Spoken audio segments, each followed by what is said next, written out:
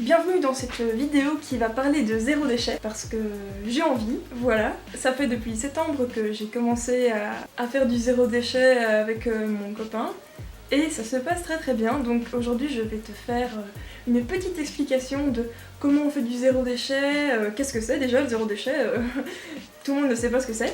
Pour commencer, je vais t'expliquer pourquoi le zéro déchet existe déjà. Il faut savoir que quand tu fais tes courses, tu achètes du riz, des pâtes, parfois même des légumes emballés dans du plastique. Et ce plastique, tu fais pas vraiment attention, enfin c'est normal d'acheter des trucs emballés, ça fait partie de notre culture. Au final, tu as payé pour cet emballage et tu le mets à la poubelle. Cette poubelle que tu payes aussi. À la fin de la semaine, ta poubelle elle est remplie d'emballages, donc tu perds de l'argent. Qu'on appelle le 7e continent, ces déchets plastiques charriés par les courants océaniques et qui ont fini par former une masse dans le Pacifique Nord. La plus grande décharge de déchets plastiques se cache au cœur de l'océan Pacifique, là où les courants marins charrient des millions de tonnes de déchets plastiques déversés chaque année par l'humanité. Des débris qui se concentrent dans une sorte de tourbillon appelé gyre, une zone grande comme 6 fois la France. Sur place, lorsque les filets sont remontés, il faut se rendre à l'évidence, la soupe de plastique est partout. Une pollution microscopique mais massive. À certains endroits, il y a 5 fois plus de plastique que de plancton. Un phénomène qui s'amplifie d'année en année et qui menace toute la vie océanique. Les petites particules de plastique vont être consommées par les petits poissons, qui eux vont être consommés par les plus gros, etc. Et les polluants organiques vont être relargués dans les organismes. On peut arriver à des seuils qui sont toxiques chez les grands prédateurs marins. Chaque année, l'humanité produit 100 millions de tonnes de plastique, dont un dixième finit dans les océans. Le plastique est merveilleux parce qu'il est durable. Et il est terrible parce qu'il est durable. Presque tout le plastique jamais produit est encore sur la planète, sous une forme ou une autre. Cette année, dans le monde, la production de plastique dépassera les 300 millions de tonnes, dont la moitié sera utilisée une fois, puis jetée. D'ici 2050, quand la population aura explosé avec 10 milliards d'habitants, la production aura triplé. Le problème, c'est qu'actuellement, seule une petite part du plastique produit est recyclé. Le reste finit dans notre environnement et recouvre nos terres et nos océans, comme une maladie. J'ai compté 234 morceaux dans un seul oiseau. C'est un record? Malheureusement, on en est loin. Pour cette espèce, le record est de 276 bouts de plastique dans un oisillon de 90 jours. Et quand on a pesé tout ce plastique, il représentait 15% de la masse corporelle de l'oiseau. Une statistique effrayante. C'est encore pire si on le convertit chez l'humain. Pour toi et moi, ça équivaudrait à 6 ou 8 kg de plastique dans le ventre.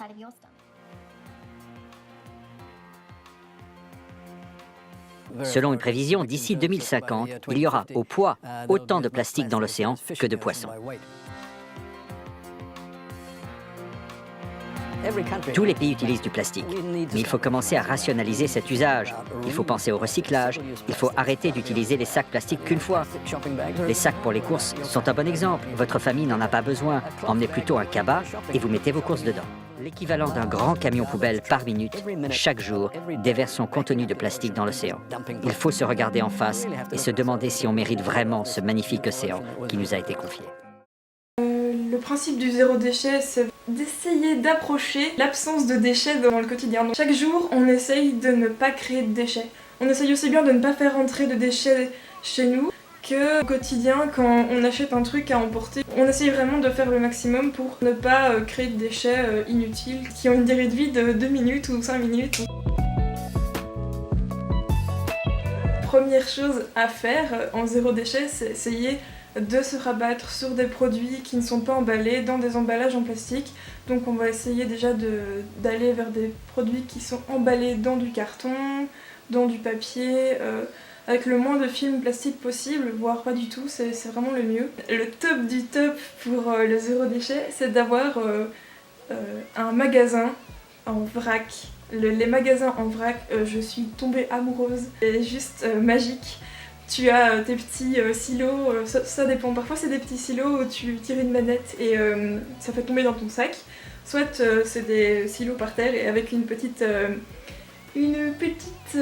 pelle, tu remplis ton sac avec. Alors généralement dans ces magasins-là, ils ont des sacs en papier pour prendre la nourriture. Mais le mieux, si tu veux vraiment réduire tes déchets, c'est d'avoir des sacs en tissu. Soit tu peux les acheter, si t'as trop la flemme et que t'as le budget, C'est des sacs qu'on a achetés chez Farm. On en a que 5 comme ça, mais ils sont vraiment top parce que le tissu est... Bon, il y a des taches parce que ouais, ils ont déjà un peu vécu. Ils sont vraiment top parce que le tissu est super fin et ils sont super résistants. Nickel, tu peux mettre 2 kilos de ce que tu veux dedans.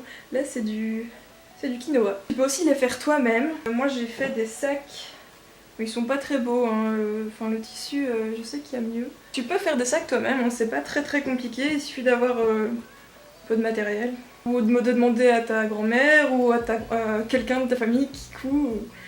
C'est facile à faire, il faut juste du tissu, un petit cordon, juste un carré que tu plies et puis tu couds les bords. Et voilà. Il y a plein de modèles qui existent sur internet, j'imagine. Moi j'ai fait un peu, j'ai demandé à ma grand-mère de les faire, mais c'est moi qui ai acheté le matériel. J'aimerais aussi te montrer les sacs de ma copine Laura. J'ai une amie qui fait des sacs à vrac, qui a lancé sa petite entreprise, sa petite boutique.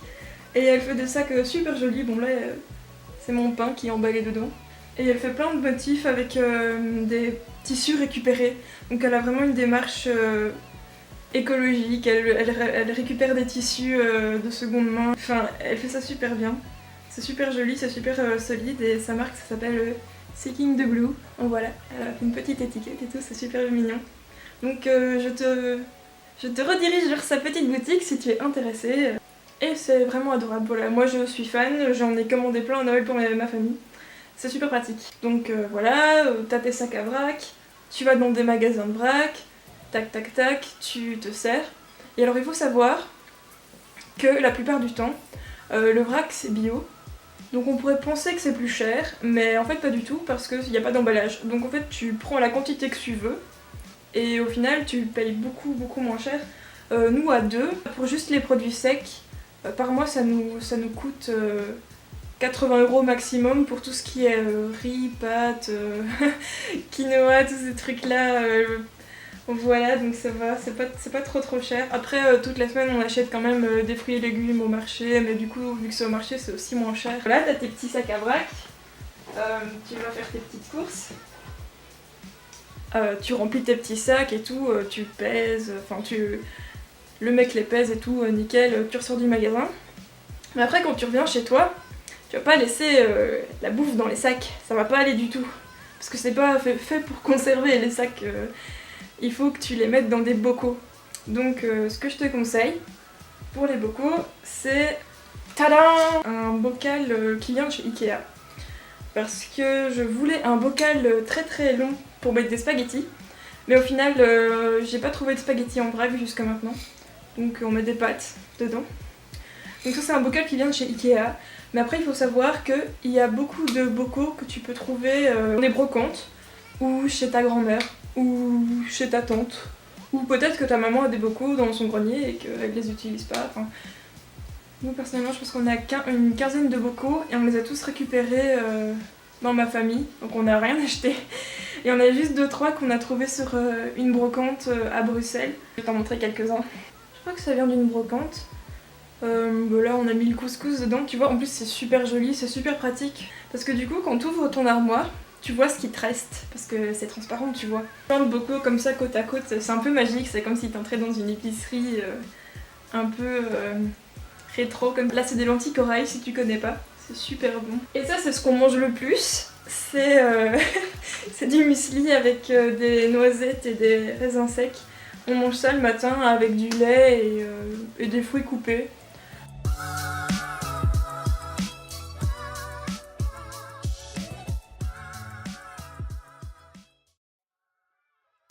Donc ça c'était pour tout ce qui était bouffe. Alors maintenant tu peux aussi faire du zéro déchet par rapport aux cosmétiques. Par exemple les brosses à dents qu'on jette dès qu'on a fini d'utiliser, c'est du plastique qui part dans la mer, dans les poissons et tout ça. Il existe plein d'alternatives aux brosses à dents conventionnelles. Moi j'ai opté pour la brosse à dents de chez Lamazuna, que je trouve super cool. Après il existe aussi des brosses à dents en bambou, des brosses à dents en bois compostables. Il y a vraiment pour tous les goûts. Moi je préférais cette brosse à dents. Donc en fait tu vois c'est un manche en plastique recyclé que tu réutilises à l'infini. Parce qu'en fait la tête, tu peux la déclipser. Une fois que tu as usé la tête. Tu peux renvoyer cette tête à la société qui va les recycler pour en faire de nouvelles. Ça coûte plus cher qu'une brosse à dents normale, c'est logique, mais ce manche tu vas le garder éternellement parce qu'il est super solide. Et pour la brosse, généralement il faut changer tous les 3 mois je pense. Et il y a 2 types de poils pour cette brosse à dents, il y a des poils plus durs et des poils plus doux. Moi j'ai pris les poils plus durs, ça masse plus la gencive. Après tu peux aussi faire tes produits toi-même. Par exemple moi je fais mon dentifrice moi-même. C'est de l'huile essentielle de menthe avec du bicarbonate, de l'argile blanche. Je fais aussi mon déo moi-même, c'est du bicarbonate encore une fois, avec de l'huile essentielle de palmarosa. Il faut faire un peu attention avec les huiles essentielles. On peut pas faire n'importe quoi, il faut un peu se renseigner. Tu peux mettre le parfum que tu veux dans ton déodorant. Voilà, c'est des petits pots de confiture que j'ai récupérés. Qui m'ont coûté rien du tout. Tu peux aussi en trouver en magasin j'imagine, mais c'est pratique parce que à emporter ça prend pas de place et puis sur l'évier ça tient. J'ai un gros pot avec mon dentifrice et puis je recharge des petits pots quand ils sont vides. Pour le maquillage, enfin pour ceux qui se maquillent, les petits ronds démaquillants c'est une cochonnerie. C'est bien pratique, mais c'est une vraie cochonnerie, tu jettes l'argent par la fenêtre quoi, c'est juste des déchets que tu utilises une fois et puis tu jettes. Ce que je te conseille, si tu veux essayer de réduire tes déchets dans ta salle de bain, c'est d'opter pour des petites serviettes démaquillantes. Il en existe sous plusieurs formes. Là c'est des disques qui sont lavables, donc tu les mouilles ou alors tu mets un peu de produit démaquillant dessus. Moi parfois je mets un peu d'huile de coco, ça fonctionne très bien aussi, et tu te démaquilles tout le visage avec ça. Il y a aussi des serviettes, des petites serviettes, comme des mini essuies comme ça, tout doux pour se démaquiller. Donc ça dépend ce que tu préfères. Tu peux aussi les faire toi-même, c'est aussi envisageable. Donc dans la salle de bain, ce qui revient aussi comme déchet, c'est les cotons-tiges. Les cotons-tiges qu'on utilise aussi qu'une seule fois et puis qu'on jette. Donc j'ai trouvé cette petite alternative très sympa, bon un peu étrange au début. C'est un auriculi, c'est pas exactement comme un coton-tige parce que c'est plus comme une toute petite cuillère très fine de nettoyer quoi. Tu sors le truc et puis tu passes sous l'eau de l'évier pour nettoyer ton petit bâtonnet. Bon au début c'est un peu étrange parce que par rapport au coton-tige c'est un peu plus dur, mais on s'y fait très vite et moi j'aime bien. Après il y a des gens qui n'aiment pas, il faut tester. J'ai avec moi quelques objets que je vais te présenter pour faire du zéro déchet quand tu te déplaces. Des petits objets très pratiques, comme par exemple une gourde qui peut aussi servir de thermo pour mettre du thé, du café. Ça c'est vraiment très chouette. Ou même parfois des thés glacés, ça garde très bien le froid et le chaud. Enfin je dis que c'est une gourde mais en fait c'est plutôt un thermo. Tu peux aussi, si tu es adepte de café à emporter, te munir d'une petite cup réutilisable comme ceci. Je la trouve très belle, c'est de la marque Bamboo Cup. J'ai trouvé ça en magasin bio et je suis un peu tombée amoureuse. Ça se lave très facilement, qui est en plastique sans BPA. Et j'ai aussi une espèce de serviette pour emballer ton sandwich de la marque Bock & Roll. Et en plus d'être très joli, il a deux matières. Donc à l'intérieur c'est une matière plutôt comme du film plastique, mais en plus sexy. Tu peux emballer ton sandwich dedans et le laver très facilement. Et de l'autre côté c'est un genre de coton, ça prend moins de place qu'une boîte à tartines et ça c'est plutôt sympa. Les boîtes à tartines sont très bien aussi pour faire moins de déchets, pour ne pas emballer ton sandwich dans de l'aluminium ou dans du film plastique. Ça c'est vraiment cracra. Des petits objets que j'ai découverts cette année et que je trouve très chouettes. Alors si tu es intéressé par le zéro déchet, ou tu veux en apprendre plus, je te conseille ce livre. C'est un véritable guide du zéro déchet. Je le conseille à tous ceux qui veulent se lancer. Il y a plein de petites choses que tu peux appliquer même sans vraiment être zéro déchet à 100%. D'ailleurs eux-mêmes ne le sont pas, ils font un bocal de déchets par an. Tu t'imagines, c'est juste rien du tout, un petit bocal de déchets par an. Dedans tu as des recettes pour faire tes propres produits ménagers, tes propres produits d'hygiène. Je te conseille cette petite lecture, en plus c'est pas cher du tout. Je pense que c'est 10 €. Il y a plein d'explications sur ce qu'est le zéro déchet qui sont bien plus détaillées que ce que je viens de te dire. C'est une vidéo d'introduction et très concentrée. Je referai sûrement des vidéos sur ce thème. Merci d'avoir regardé cette vidéo, j'espère que ça t'a plu, que ça t'a appris des choses. A bientôt pour une prochaine vidéo, je l'espère. Si ça t'a plu, tu peux t'abonner. Abonne-toi!